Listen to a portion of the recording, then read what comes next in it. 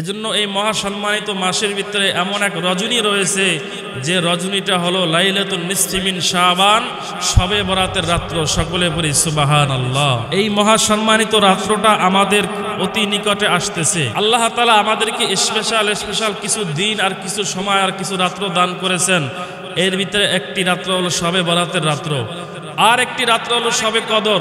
এই কদরের রাত্র মাহে রমজানের শেষ দশকে যে কোনো এক রাত্রে হতে পারে, 21 থেকে নিয়ে 29 তারিখ পর্যন্ত। এই 5 রাত্রের ভিতরে যে কোনো এক রাত্রে হবে, নির্দিষ্ট কেউ বলতে পারবে না যে 27ই কদর হবে।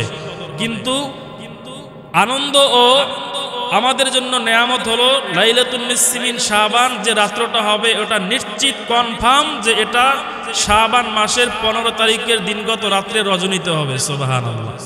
লাইলাতুল কদর নিশ্চিত না যে কোন রাত্রে হবে, যেই কোনো 5 রাত্রের এক রাত্রে হতে পারে শেষ দশকে রমজানের।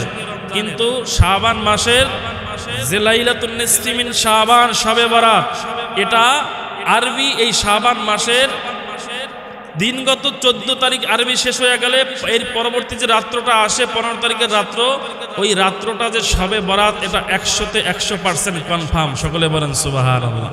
এই এক মহাসম্মানিত মাস, এই সম্মানিত মাসের ভিতরে এক মহামূল্যবান রজনী আমাদের কাছে আসতেছে। তো ওই রজনীর মূল্য আর দাম কত, যে এক রজনীতে বান্দা আমল করবে তো আল্লাহ তাআলা 1000 রাত্রে 1000 রজনীর সব তার আমলনামা আল্লাহ তাআলা দান করে দিবেন। সুবহানাল্লাহ।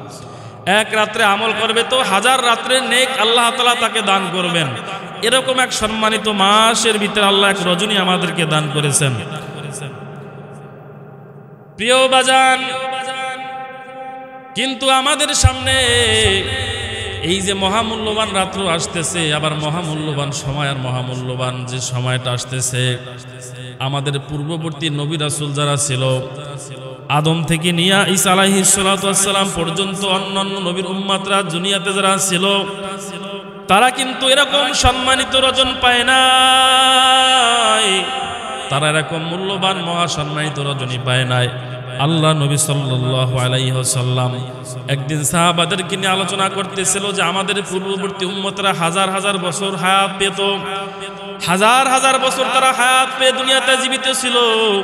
সাহাবীরা সকলে হতভম্ব হয়ে গেলেন, কারো কারো মন খারাপ, কেউ কেউ কাঁদা শুরু করলেন, আমাদের হায়াত না কত কম, আর অন্য উম্মতেরা, অন্য নবীদের উম্মতরা কত হাজার হাজার বছর হায়াত পাইল। তাদের কান্না আর তাদের মন খারাপের উদ্দেশ্য ছিল, আমরা যদি দুনিয়াতে 1000 বছর হায়াত পাইতাম, দুনিয়াতে বেশি বেশি নেকের আমল করতাম, ভালো কাজগুলি করতাম। আল্লাহ নবী বুঝতে পাইরা বললেন, ও আমার সাহাবীরা শোনো, ওই যে অন্য উম্মতেরা হাজার হাজার বছর হায়াত পাইছে, কিন্তু আল্লাহ তাআলা তোমাদেরকে 1000 বছর হায়াত দেবে না, তোমাদেরকে হায়াত দেবে 60 থেকে 70 বছর, এর কম অথবা বেশি। ও আমার সাহাবীরা শোনো, কিন্তু তোমাদেরকে আল্লাহ তাআলা এমন এক নিয়ামত দান করেছেন, এমন এক সময়, এমন এক মুহূর্ত দিবেন, একটি সেকেন্ড, একটি মিনিট, একটি ঘন্টা, একটি রাত্র, একটি দিন, যে আমল তুমি করবে, এই এক রাত্রের আমলের বিনিময়ে 1000 রাত্রের সব তোমার আমলনামায় আল্লাহ দিয়ে দিবে। জোরে বলবেন নি সুবহানাল্লাহ। এরকম সম্মান আর এরকম ইজ্জত কিন্তু অন্যান্য নবীদেরকে দেন নাই। ও বাজান, অন্য নবীর উম্মতেরা কিন্তু এরকম মহাসম্মানিত রজনী পান নাই। আল্লাহ যেমনি ভাবে উম্মতে মুহাম্মাদীকে এরকম মহাসম্মানিত রজনী দান করেছেন, আল্লাহ আমাদেরকে মহাসম্মানিত রজনী দিছেন, মহাসম্মানিত সময় দিছেন, মাস দিছেন, আবার মহামূল্যবান আল্লাহ তাআলা নবীদের সরদার আখিরি নবী মুহাম্মদুর রাসূলুল্লাহ, সকলে একটু বলেন সাল্লাল্লাহু আলাইহি ওয়াসাল্লাম। এই নবী আমাদেরকে দান করেছেন, যে নবী হবে কিয়ামতের ময়দানে সরদার, যে নবীর পিছনে পিছনে সমস্ত নবীরা জান্নাতে ঢুকবে, যে নবী সুপারিশ করা ব্যতীত কোনো নবীরা জান্নাতে প্রবেশ করতে পারবে না। ও বাজান, শুধু কি তাই, যে নবীর উম্মতেরা কাল কিয়ামতের ময়দানে জান্নাতে ঢোকা পর্যন্ত অন্য কোন নবীর উম্মতেরা জান্নাতে ঢুকতে পারবে না। সুবহানাল্লাহ, জোরে বলেননি সুবহানাল্লাহ। উম্মতে মুহাম্মাদি কাল কিয়ামতের ময়দানে জান্নাতে ঢোকা ব্যতীত আদম থেকে নিয়ে ঈসা পর্যন্ত কোন নবীর উম্মতেরা জান্নাতে ঢুকবে না। এখন চিন্তা করিয়া দেখেন কেমন নবী পাইলাম আর কেমন নবীর উম্মত আমরা হইলাম।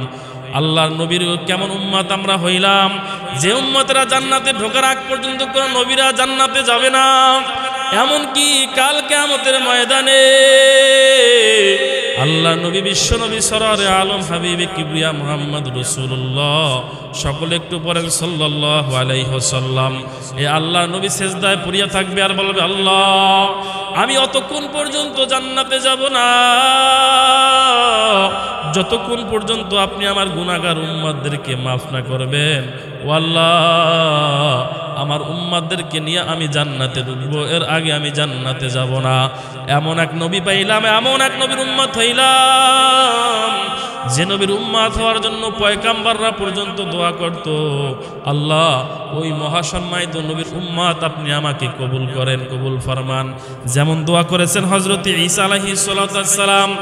দুনিয়াতে দুইজন নবী এখনো জীবিত, এর ভিতরে একজন হলো হযরত ঈসা আলাইহিস সালাতু ওয়াস সালাম, আর একজন হলো হযরত খিজির আলাইহিস সালাতু ওয়াস সালাম।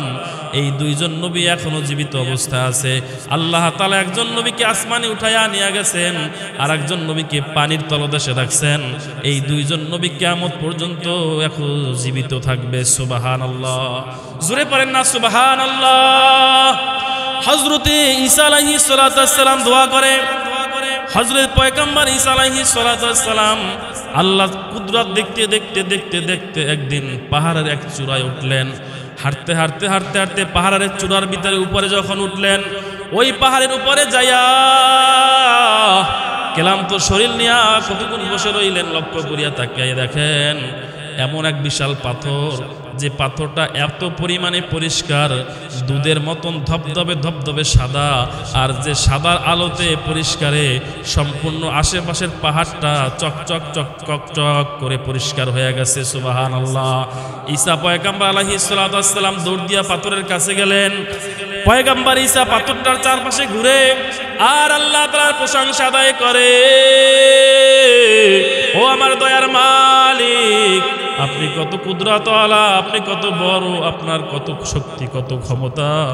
আল্লাহ পাহাড়ের চূড়ায়, পাহাড়ের উপরে এত সুন্দর এক পাথর বানাইলেন যে পাথরটা দেখতে অনেক মজার, অনেক সুন্দর, অনেক কুদরতওয়ালা। আল্লাহ এই পাথর দেখে তো আপনার শক্তির কথা মনে পড়িয়া যায়, আপনার কুদরতের কথা মনে পড়িয়া যায়। আল্লাহ তাআলা জিবরাইলের মাধ্যমে জানায়া দিলেন, ও পয়গম্বর ঈসা,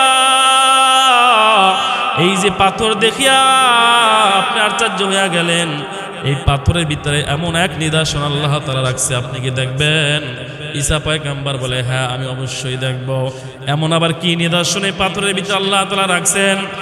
ওই জিবরাইল বলে, ঈসা পয়গম্বর, আপনার হাতের ভিতরে যে লাঠি আছে, লাঠি মোবারক দিয়ে আপনি পাথরের উপরে আঘাত করেন।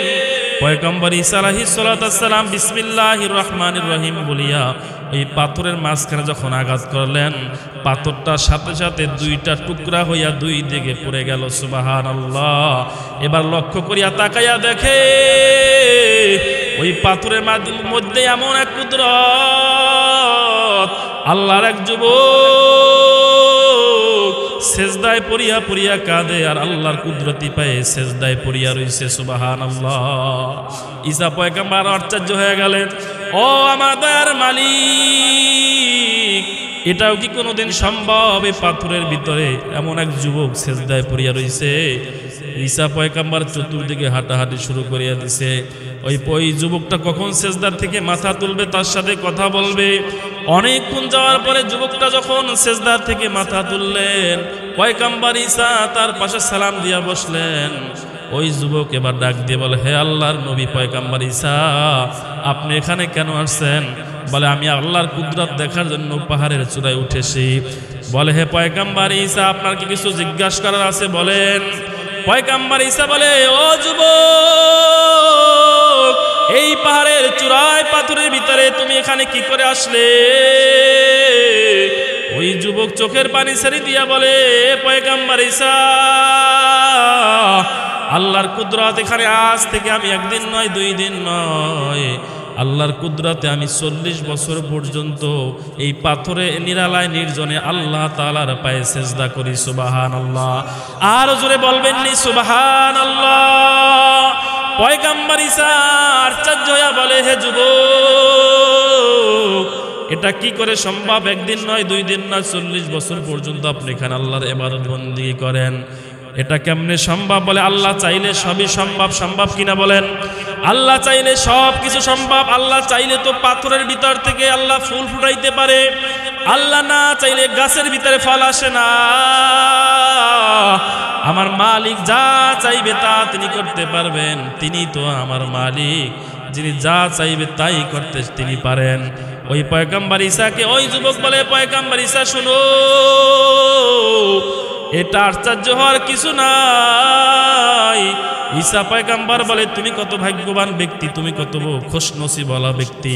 কেননা হাদিসে আছে কিয়ামতের ময়দানে কয়েক ব্যক্তি আরশের নিচে ছায়া পাবে, এর ভিতরে এক ব্যক্তি হবে এমন যে নাকি নিরালায় নির্জনে আল্লাহর ইবাদত করত। আর তুমি এখানে নিরালায় নির্জনে 40 বছর পর্যন্ত আল্লাহর ইবাদত বন্দেগী করো। ও যুবক, তুমি না কত ভাগ্যবান ব্যক্তি। ওই যুবকটা তখন ডাক দিয়া বলে, হে পয়গম্বর ঈসা, আপনি শুনিয়া রাখেন, শুনিয়া রাখেন, আমি 40 বছর পর্যন্ত এখানে ইবাদত বন্দেগী কইরা যে সব কামাইলাম, এমন এক জমানা আসতেছে যেই জমানার উম্মতেরা, যেই জমানার মানুষেরা সামান্য একটা রাত্রে আমল করিয়া এই আমার 40 বছরের চাইতে অধিক পরিমাণে নেক তারা কামাইয়া নিবে। সুবহানাল্লাহ। আরে বাবা জোরে বলেন না সুবহানাল্লাহ। এক রাত্রে ইবাদত করার কারণে রে ভাই 40 বছরের চাইতে অধিক অধিক হাজার রাত্রের ইবাদত করিয়া নেক কামাবে। ওই জমানা আসতেছে। ঈসা পয়গম্বর আশ্চর্য হইয়া বলে, হো আল্লাহর বান্দা, ওটা আবার কোন জমানা আসবে? ওই যুবক বলে, ওই জমানাটা হলো আখিরি জমানা, উম্মতে মুহাম্মাদের জমানা, মুহাম্মাদুর রাসূলুল্লাহ সাল্লাল্লাহু আলাইহি ওয়াসাল্লামের জমানার উম্মতেরা আল্লাহ তাআলা তাদেরকে এমন এমন সময় দিবেন, এমন এমন নির্দিষ্ট কিছু আমল দিবেন, এক রাত্র আমল করবে তো হাজার রাত্রের সব তারা পাবে রে ভাই। ওই রাত্রটা হবে তাদের জন্য খুশনসিব। ঈসা পয়গম্বর আশ্চর্য হয়ে আল্লাহর কুদরতি পায়ে সেজদায় পড়ে আর দোয়া করে, ও দয়ার মালিক, আপনি আমাকে কবুল করে নেন। ওই যে জমানাটা হবে এমন জমানা, যে জমানায় সামান্য একটু আমল করিয়া হাজার রাত্রের নেক তারা নিয়ে যাবে, ওই জমানার উম্মত হিসাবে আপনি আমাকে কবুল করেন। ওই যে নবীকে না বানাইলে আপনি কাউকে বানাইতেন না, ওই নবীর উম্মত হিসেবে আপনি আমাকে কবুল করেন। আল্লাহ তাআলা ঈসা পয়গম্বর এমন ভাবে দোয়া করলো রে ভাই, আল্লাহ তাআলা দোয়া কবুল করে নিলেন। আল্লাহ তাআলার কুদরত ঈসা পয়গম্বরকে আল্লাহ তাআলা জমিন থেকে আসমানে উঠায়া নিয়ে গেছে। কিয়ামতের পূর্বে আল্লাহ তাআলা তাকে আবার জমিনে প্রেরণ করবেন। এবার ইমাম মাহদীর সঙ্গে যুদ্ধ করিয়া দাজ্জালের বিরুদ্ধে সারা পৃথিবীতে কালিমার পতাকা বুলন্দ করবে। সুবহানাল্লাহ। এই হলো ঈসা পয়গম্বর যে নাকি এই নবীর উম্মত হওয়ার জন্য দোয়া করত। আল্লাহ আপনি আমাকে ওই আখেরি নবীর উম্মত হিসেবে কবুল করেন। ও বাজান, ও দাড়ি পাকা বাবা, ও পর্দার আম্মা জানারা, একটু চিন্তা করিয়া দেখেন, কয়দিন এই জমানার উম্মত হওয়ার জন্য আল্লাহ তাআলার কাছে দোয়া করেছি, কয়দিন আখেরি নবীর উম্মত হওয়ার জন্য আল্লাহর কাছে দোয়া করেছি, কেঁদেছি। না চাইয়া এত বড় নিয়ামত আল্লাহ তাআলা আপনাকে আমাকে দান করেছে রে ভাই, না চাইয়া এত সম্মান আল্লাহ আপনাকে আমাকে দিছে। অথচ সেই নবীর উম্মত হইয়া, সেই নবীর আশিক হইয়া, আর সেই নবীর উম্মতের জমানায় তোমার পয়দা হইয়া সেই নবীকে ভুলিয়া কেমনে নবীর বুকে কষ্ট দাও, কেমনে নবীর কথা শুনো না, নবীর হাদিসগুলি মানো না। যে নবী আজও রওজায় বসে উম্মতি উম্মতি বলিয়া কাঁদে রে ভাই, কিয়ামতের ময়দানেও যে নবী উঠিয়া উম্মতি উম্মতি বলে কাঁদবে, ওই নবী আজও কাঁদে, কিয়ামতের ময়দানেও কাঁদবে। দুনিয়াতে 63 বছর জিন্দেগি শুধু উম্মতি উম্মতি বলিয়া কাঁদলো। এই নবীর উম্মত হওয়া খুশনসিব, যে খুশনসিব হওয়ার জন্য নবীরা পর্যন্ত দোয়া করে। আর আমরা উম্মত হইয়া নবীর বিরুদ্ধে কেমনে কাজ করি, নবীর সুন্নাতের বিরুদ্ধে কেমনে কাজ করি। এরে বাজান একটু চিন্তা করিয়া দেখো, কিয়ামতের ময়দানে যে নবী সিজদায় পড়িয়া কাঁদবে, ইয়া আল্লাহ ইয়া হাবলি উম্মতি, আল্লাহ আমার একটা উম্মত যেন জাহান্নামে না যায়, আমার একটা উম্মত যদি জাহান্নামে যায় মালিক, আমি নবী কিন্তু জান্নাতে যাব না। এই বলিয়া যিনি কিয়ামতের ময়দানে কাঁদবে, আল্লাহ তাআলা ঘোষণা দিবে, ও আমার হাবিব, ও আমার দোস্ত, দুনিয়াতে কত কন্দন করেছেন, দুনিয়াতে কত কাঁদছেন, তায়েফের ময়দানে রক্ত ঝরাইছে, রক্তের কারণে আপনার জুতা মোবারক আটকিয়া গেছে, কাফেররা আপনাকে এত কষ্ট দিল, এত নির্যাতন করলো। হযরতে ফাতেমা রাদিয়াল্লাহু তাআলা আনহা, ওরে আল্লাহর বান্দা, চক্ষুটা বন্ধ করে একটু চিন্তা করিয়া দেখো, আল্লাহ নবীর শরীরের ভিতরে কি পরিমাণে পাথর মারছে। হযরতে ফাতেমা একদিন আল্লাহর নবীকে পিঠের ভিতরে চুলকায়া দিতেছিল, হঠাৎ করিয়া লক্ষ্য করিয়া দেখে আল্লাহর নবীর পিঠের ভিতরে অনেকগুলি দাগ দেখা যায়। ফাতেমা বলে, ওগো আব্বা, ওগো আল্লাহর নবী, আপনার পিঠের ভিতরে এত দাগ কিসের? ও আল্লাহর নবী, ও আমার বাবা, আপনার জীবনে কি কোনো রোগ হয়েছিল? ক্ষত ক্ষত উঁচা নিচু দাগ দেখা যায়। আল্লাহ নবী কথা শুনিয়া ওই যে তায়েফের কথা মনে হইছে, আল্লাহ নবী চোখ দিয়া পানি সারিয়া কাঁদে আর বলে, হো আমার মেয়ে ফাতেমা, তুমি আমার ওই তায়েফের কথা মনে করিয়া দিছ। ওই তায়েফবাসীরা আমাকে এমন নির্যাতন করছে,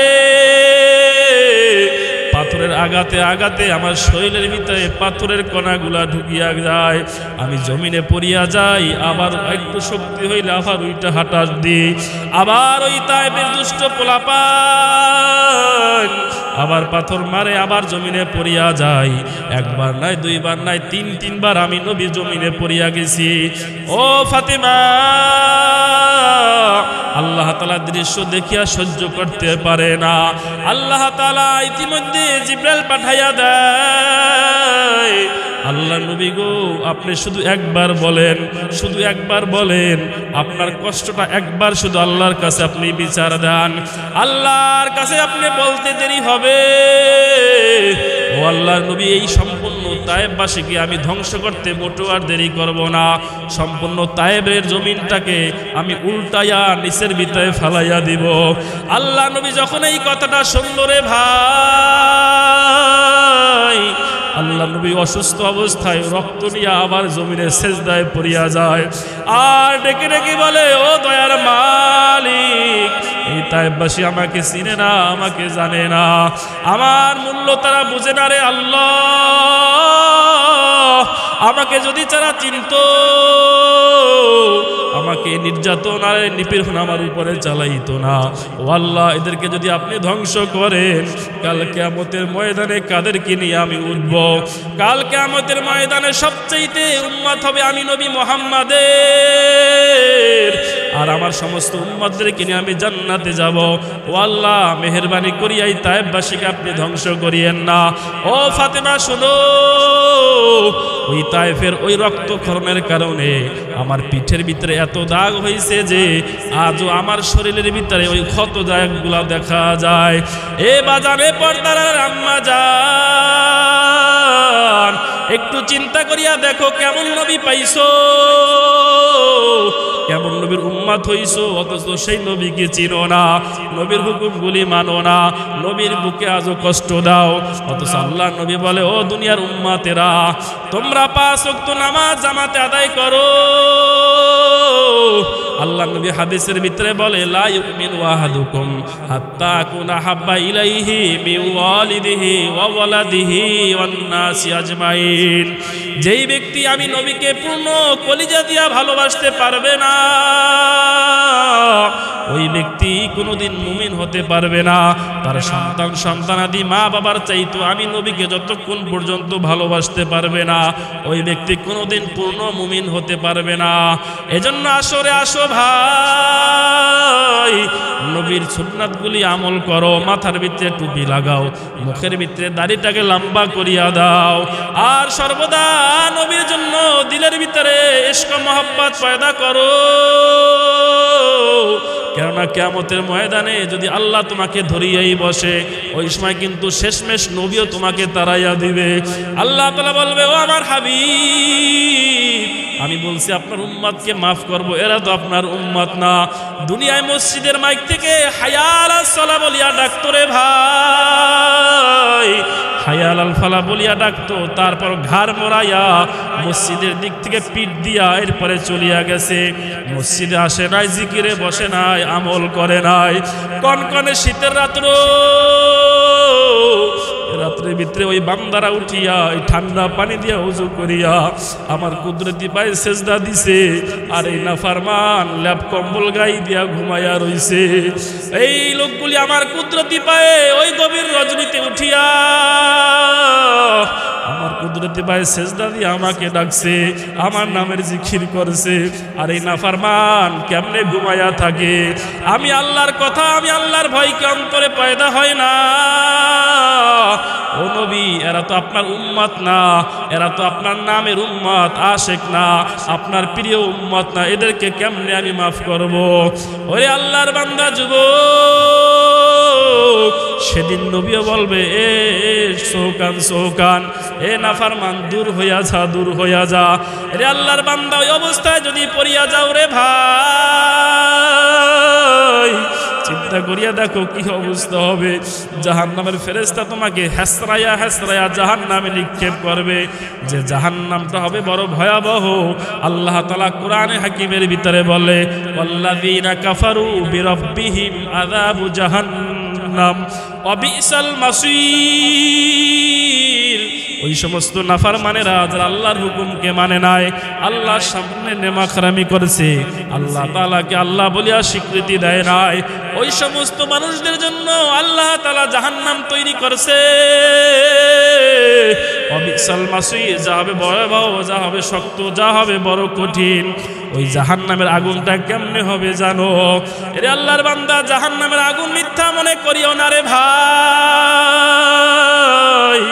যদি তুমি বিশ্বাস না করো, বাজার থেকে 5 টাকা দিয়ে একটা মোমবাতি কিনিয়া নাও, এই মোমবাতিটা জ্বালাইয়া দেখো একটু এই মোমবাতির ভিতরে একটা আঙুল 2-4 মিনিট রাখা যায় কিনা। দেখবে 1-2 সেকেন্ড 5 সেকেন্ড এখানে আঙ্গুল দিয়ে রাখতে পারবা না। অথচ আল্লাহর নবী বলে জাহান্নামের আগুন হবে এর চাইতে আরো ভয়াবহ।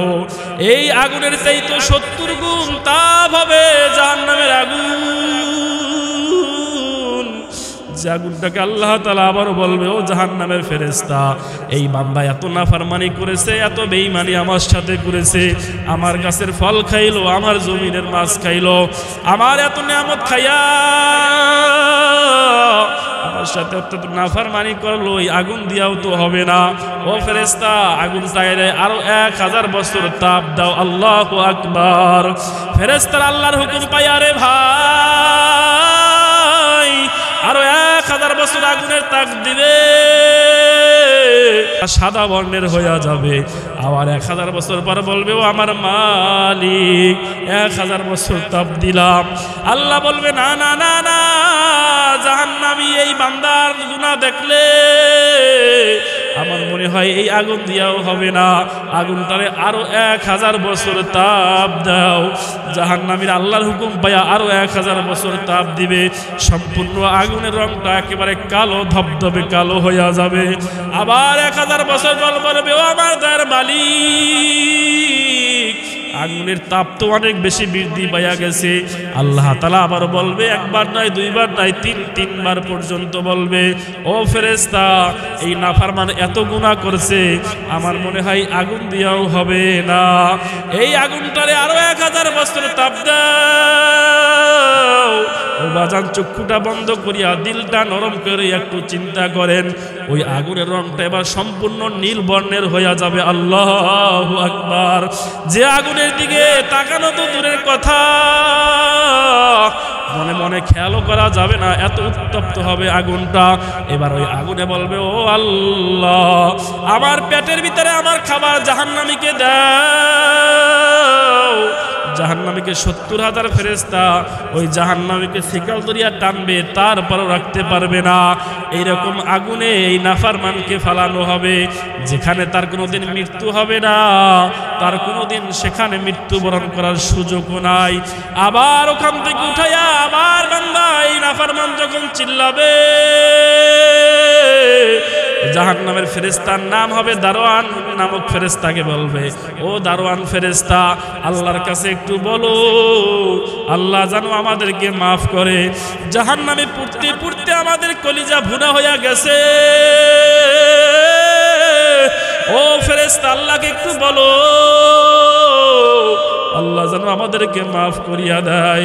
জাহান্নামীদের উত্তরে ফেরেশতা কোনো আওয়াজ করবে না, কোনো উত্তর দিবে না।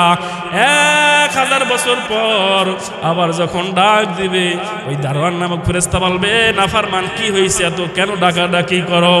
বলবে, তুমি একটু আল্লাহকে বলো, আল্লাহ যেন আমাদেরকে মাফ করে, আর তো সহ্য করতে পারি না। এই নাফরমান এবার আল্লাহকে যখন ফেরেশতারা বলবে, ও আল্লাহ দেখেন জাহান্নামীরা কি যেন বলতে চায়, আল্লাহ তাআলা বলবে, নাফরমান আওয়াজ করিস না। দুনিয়াতে হাতে ধরলো, পায়ে ধরলো, ওলামায়ে কেরাম বুঝাইলো, নবী পাঠাইলাম, রাসূল পাঠাইলাম, মসজিদে আসো, নামাজ পড়ো, জিকির করো, আল্লাহওয়ালা জিন্দেগি যাপন করো। ওই সময় বারবার বলার পরেও তোমরা আমাকে সেজদা দাও নাই, আমার হুকুমগুলি আদায় করো নাই, আমার নবীর তরিকায় জীবন যাপন করো নাই, বরঞ্চ যারা জিকির করতো, যারা নামাজ পড়তো, তাদের তিরস্কারি করছো, তাদেরকে তোমরা মস্কারি করছো, আর বলছো জাহান্নাম বলতে কিছুই নাই। ও নাফরমান, আজকে কেন চিল্লা চিল্লি করো? এবার বলবে, আল্লাহ আমাদের অনেক ক্ষুধা লাগছে, আল্লাহ আমাদেরকে দেখো কিছু খাবার দেওয়া যায় কিনা। ও বাজান, চক্ষু বন্ধ করিয়া চিন্তা করে, হাদিসে আসছে, আল্লাহ নবী হাদিসের ভিতরে স্পষ্টভাবে বলে দিছে, ওই নাফরমান যখন ক্ষুধার কারণে আল্লাহর কাছে চিল্লাবে, আল্লাহ তাআলা তাদেরকে, আল্লাহ তাআলা জাক্কুম নামক একটা গাছ তৈরি করবে জাহান্নামে। এই গাছের ভিতরে এক প্রকারের ফল হবে, যে ফলটা হাদিসের ভাষায় লেখা হয়েছে দরি নামক, ওই ফলের নাম হবে, এই ফলটা হবে কাঁটাযুক্ত ফল। যে ফলটা জাহান্নামীকে দেওয়া হবে, জাহান্নামী এই ফলটা হাত দিয়ে ধরতে পারবে না, এত কাটা। কোনো মতে কষ্ট করিয়া এদিকে ক্ষুধার তাড়নায় পেট চেউফাউ করতেছে, পেট শুকায়া গেছে, ক্ষুধার তাড়না এত বেশি হবে যে ওই কাঁটাযুক্ত, ওই তিতাযুক্ত ফলটা বান্দা মুখের ভিতরে দিবে, কিন্তু মুখে দেওয়ার সাথে সাথে রে ভাই, ওই কাটার কারণে গলা থেকে সিরসির সিরসির করিয়া রক্ত বের হয়ে আসবে। এরপরও কষ্ট করিয়া ভিতরে দেওয়ার চেষ্টা করবে, কিন্তু যাবে না। এবার চিল্লাবে, ও আমার দয়ার আল্লাহ, আমাকে একটু পানি দাও। ও জাহান্নামী বান্দারা এমন ভাবে চিল্লাবে, আল্লাহ তাআলার ফেরেশতারা, জাহান্নামীর ফেরেশতারা তাদেরকে এক প্রকারের পানি নিয়ে আসবে। হাদিসের ভিতরে আল্লাহর নবী বলে যে পানিটা উপরের দিক থেকে নিচের দিকে আসবে। দুনিয়াতে টকবক টকবক করে যেমন পানি ফুটে রে ভাই, ওটা হবে রক্তের পানি, সম্পূর্ণ রক্তের মতো লাল বর্ণের, টকবক টকবক করবে পানিগুলি। এই পানিগুলি ফেরেশতারা ওই জাহান্নামীদের সামনে নিয়ে আসবে। এই পেটের পিপাসা এত পরিমাণে হবে রে যুবক, ও দাড়িবাঁকা বাবারা, পর্দার জানেরা, ওই পিপাসার কারণে ওই টকবকে লাল রঙের রক্তের মতন ওই আগুনের লীলাগুলা এই নাফরমান জাহান্নামী মুখ দিয়া খেয়ে ফেলবে। হাদিস আল্লাহ নবী বলে, যখন পানিটা মুখ দিয়া খাবে, ভিতর থেকে নারী বুড়ি পচিয়া পিছনের রাস্তা দিয়া বের হইয়া যাবে। এরপরও কিন্তু এই জাহান্নামী বান্দা মরবে না। ও বাজান একটু চিন্তা করো, ওই জাহান্নামের আযাব সহ্য করতে পারবা কি পারবা না? তাই যদি জাহান্নামের আযাব সহ্য করতে না পারো, দুনিয়ার আগুনের ভিতরে যদি হাত দিতে না পারো, দুনিয়ার আগুনের ভিতরে যদি আগুনের পাশে বসতে না পারো, জাহান্নামের আগুন তো সহ্য করতে পারবা না। এজন্য আসো, এখনো আল্লাহওয়ালা জিন্দেগি গঠন করো, নিজেকে আল্লাহর রসুলের অনুসরণ করিয়া আল্লাহওয়ালা জিন্দেগি গঠন করো। আর খাঁটি আশিক হও রে ভাই, 5 ওয়াক্ত নামাজ জামাতে আদায় করো। আমাদের সামনে মহাসম্মানিত রমজান মাস আসতেছে, এই জন্য রমজান মাসের প্রস্তুতি স্বরূপ এখনই বেশি বেশি নফল রোজা রাখা শুরু করিয়া দাও। কারণ আল্লাহর নবী এই রজব মাস আসলে পরে, শাবান মাস আসলে পরে একটি দোয়া করতেন, আল্লাহুম্মা বারিক লানা ফি রজব ওয়া শাবান ওয়া বাল্লিগনা রমাদান। ও আল্লাহ, আপনি আমাকে রজব শাবান মাসের ভিতরে বরকত দান করেন, আমার হায়াতকে বৃদ্ধি করিয়া দান, আর আমার হায়াতটাকে মেহেরবানি করিয়া রে মালিক রমজান পর্যন্ত পৌঁছাইয়া দেন।